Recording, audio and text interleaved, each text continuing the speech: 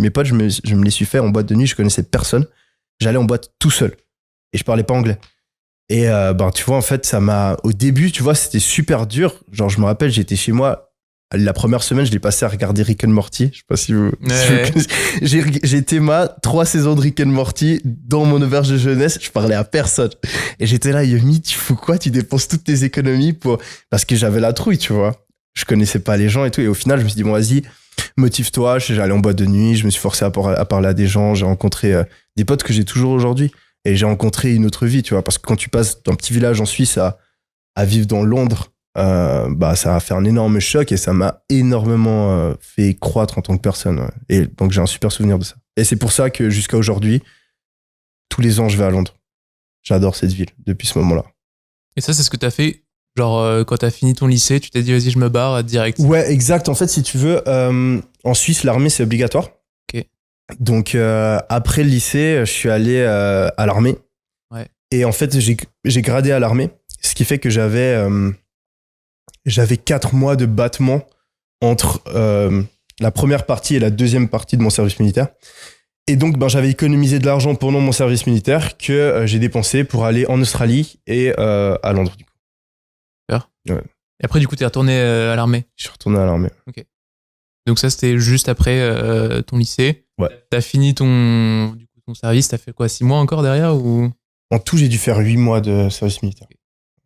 Et après, études. Et après, je suis entré à l'université.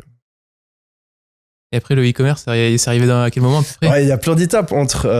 c'est arrivé... c'était mon deuxième vrai business, le e-commerce, et du coup, c'est arrivé en début de deuxième année d'université. Donc, t'avais déjà fait un truc avant?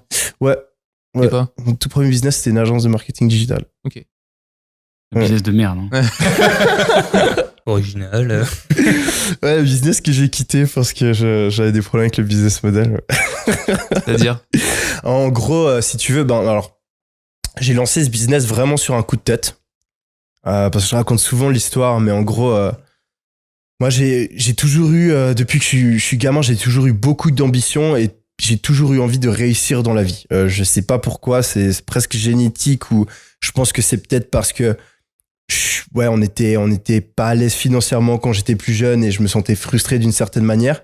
Et aussi parce que mon père, il m'a toujours un peu inculqué de l'ambition, tu vois, genre de toujours vouloir se surpasser, etc. Donc, il y a eu une espèce de combinaison qui a fait que depuis que j'ai genre 4-5 ans, je pense toujours à réussir. Okay. Et de base, je voulais réussir dans le foot. Après, vers mes 16 ans, j'ai arrêté. Et du coup, vraiment, ma deuxième option pour réussir, c'était les études. Parce que mon père, il m'a toujours dit les études. Mon père, vraiment, pour lui, les études, c'est le truc. Il a fait aussi une bonne université. Et son rêve, c'était que moi, je fasse de bonnes études. Et donc, c'est rentré dans ma tête. Et quand je suis arrivé à l'université, je me suis dit, il faut que je fasse partie des meilleurs élèves de mon année. Genre, je voulais être le meilleur, je voulais avoir 20 sur 20 de moyenne.